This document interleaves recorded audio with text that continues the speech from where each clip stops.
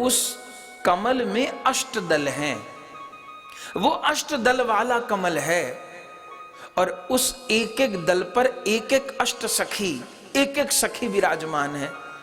और फिर एक एक दल से फिर अष्टदल निकले हैं, उसमें एक एक सखी की अनुगत और अष्ट सखी, फिर एक एक से फिर अष्ट दल निकले हैं, फिर एक एक सखी की अनुगत और अष्ट सखी।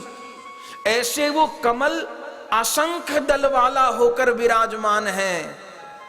समस्त सखी मंजरी सहचरी किंकरी गण जुगल को घेरे भय विविध सेवा संपादित करते हुए विराजमान हैं, और उनके मध्य में श्री युगल सरकार गरबैया देकर के सुशोभित हो रहे हैं।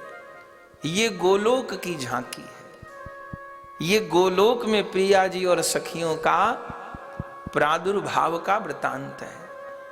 श्री कृष्ण से उनकी आह्लादनी शक्ति प्रकट होती हैं, और उन्हीं से फिर उनकी अन्य स्वरूप अष्ट सखी मंजरी गण प्रकट होती हैं।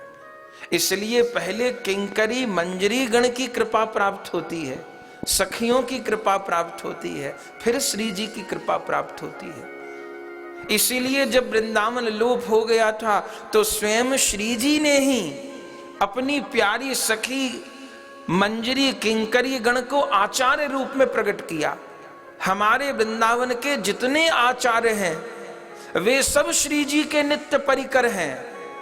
कोई कोई सखी है, कोई कोई सखी है, कोई कोई मंजरी है।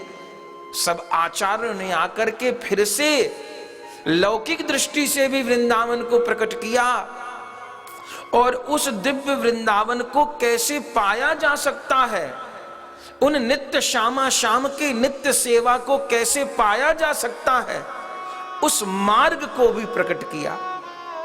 कैसे एक बिल्कुल बहिर्मुख जीव नाम जप से अपनी साधना को प्रारंभ करते हुए कैसे उस परम सुख को, उन परम प्रेमास्पद प्रिया प्रियतम के चरण कमल की सेवा को प्राप्त कर सकता है। उन मंजरियों ने ही आचार्य रूप में प्रकट होकर के अपने ग्रंथों में भक्ति रसामृत सिंधु, उज्ज्वल नीलमणि, विलाप कुसुमांजलि, श्री राधा रस सुधानिधि इत्यादि ग्रंथों में उस रस को गाया भी और उस रस की प्राप्ति का मार्ग भी बताया। ये सब प्रिया जी की स्वरूप शक्ति हैं। तो गोलोक धाम में आविर्भाव हुआ।